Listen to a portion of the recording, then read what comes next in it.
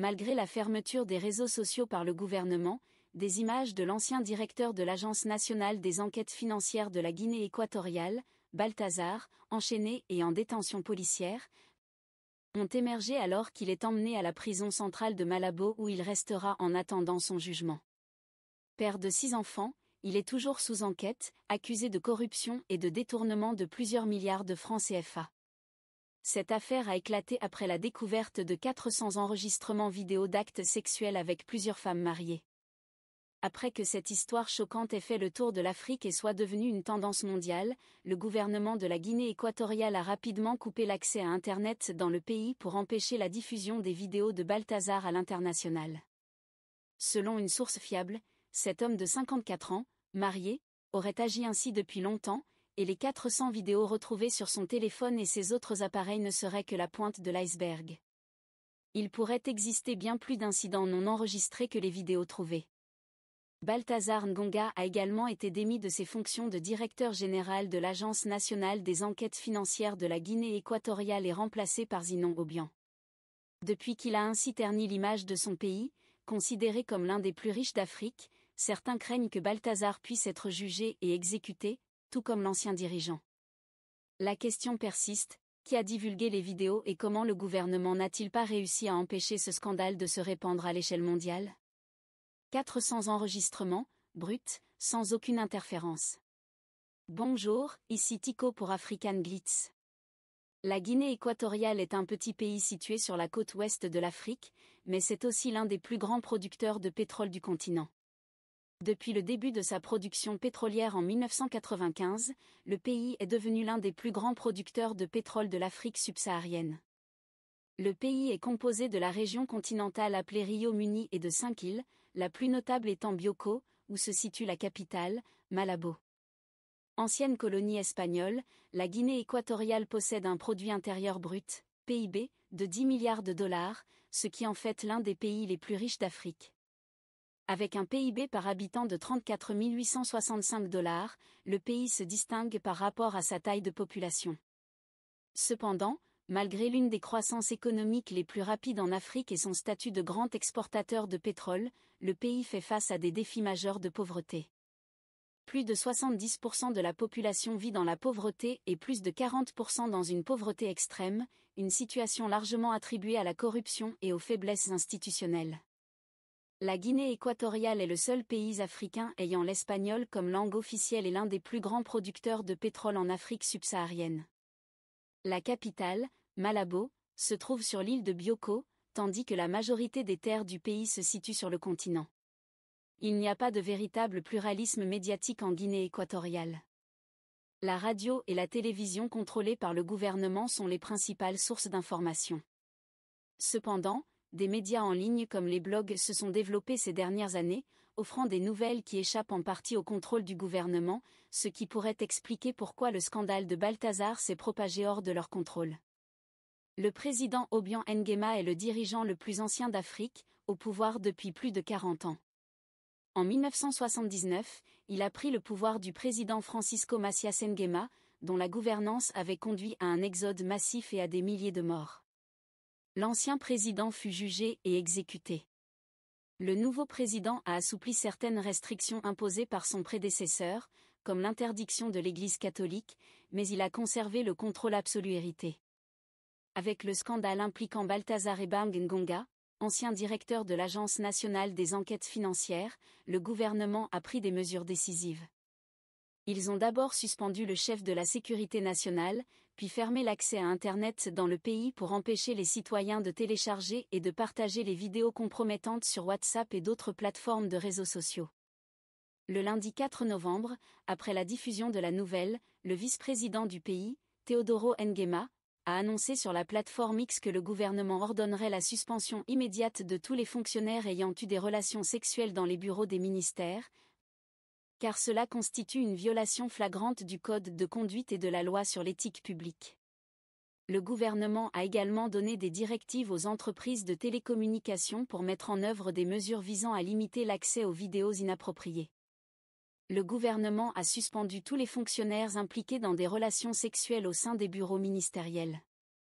Après l'installation de caméras dans tous les bureaux gouvernementaux, le Sénat a également adopté une loi pour réguler le comportement des fonctionnaires et leur utilisation des réseaux sociaux. Le gouvernement a averti que tout fonctionnaire impliqué dans le scandale serait suspendu définitivement.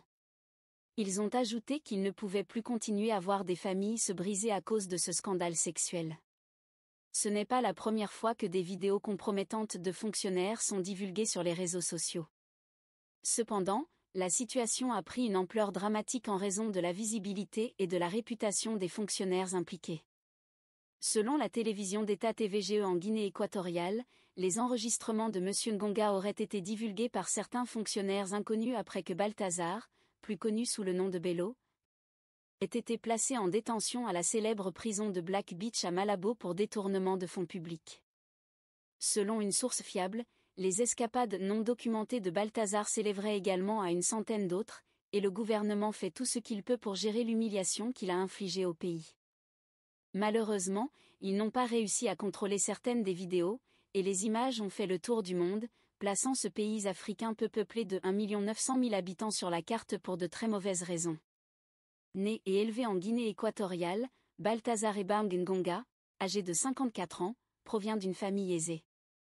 Ce père de 6 enfants est le fils de Balthazar Nyanga Ejo, l'actuel président de la Communauté économique et monétaire de l'Afrique centrale, CEMAC. Cela pourrait également expliquer pourquoi ce dieu du sexe est devenu le directeur général de l'Agence nationale des enquêtes financières après ses études. Les vidéos de Balthazar, impliquant de nombreuses femmes, parmi lesquelles la femme du directeur de la sécurité présidentielle, l'épouse du procureur général, la fille du directeur général de la police, la femme de son parrain, ses collaboratrices, et même la femme de son propre garde du corps, la femme de son pasteur, la femme de son frère cadet, l'épouse enceinte de son oncle, et les épouses de plusieurs ministres, y compris celle du ministre Oburu, ont circulé sans protection aucune. Ce scandale incroyable a dépassé les frontières de l'Afrique et fait maintenant l'objet de discussions dans le monde entier. Bien qu'il soit membre d'un clan influent de la Guinée équatoriale, le président Teodoro Obiang n'a eu d'autre choix que de relever Balthazar de ses fonctions officielles en raison de la honte qu'il a infligée au pays. Obiang a travaillé pendant plus de 40 ans pour construire et préserver la réputation de la nation. Le 4 novembre 2024, le journal officiel de la Guinée équatoriale, Real Equatorial Guinea, a rapporté que le décret numéro 118/2024 avait destitué M. Ngonga en raison d'une conduite jugée incompatible avec les fonctions publiques, tant au niveau de son comportement personnel que familial. Anatolio Enzam Nguema, le procureur en chef de la Guinée équatoriale, a assuré aux citoyens que si les tests médicaux confirmaient que l'économiste souffrait d'une maladie sexuellement transmissible, il serait poursuivi pour avoir mis en danger la santé publique. Depuis que les escapades de Balthazar sont devenues virales, beaucoup pensent que cela a contribué à attirer l'attention sur la Guinée équatoriale. Certains envisagent désormais ce pays comme une destination de vacances, riche en ressources naturelles et dotée de belles plages. Un utilisateur de Toshimid a écrit « J'envisageais d'aller en Afrique du Sud pour mes vacances, mais je pense que la Guinée équatoriale a l'air incroyable, propre et belle. Je vais plutôt la visiter. » Un autre a ajouté « Nous étions conscients de son existence, mais Obiang, le Bangé Boy, a aidé à placer le pays sous les projecteurs. Il a frappé les cloches de la publicité pour son pays et devrait être récompensé. » Un autre commentaire a ajouté « Quelqu'un qui a couché avec la femme de son frère cadet et celle de son oncle, c'est inacceptable. Il n'y a aucun niveau de comportement répréhensible que vous ne soyez prêt à célébrer tant que c'est un homme qui le fait. » Réagissant à l'arrestation de Balthazar, un autre a ajouté « Son principal crime était le détournement de fonds.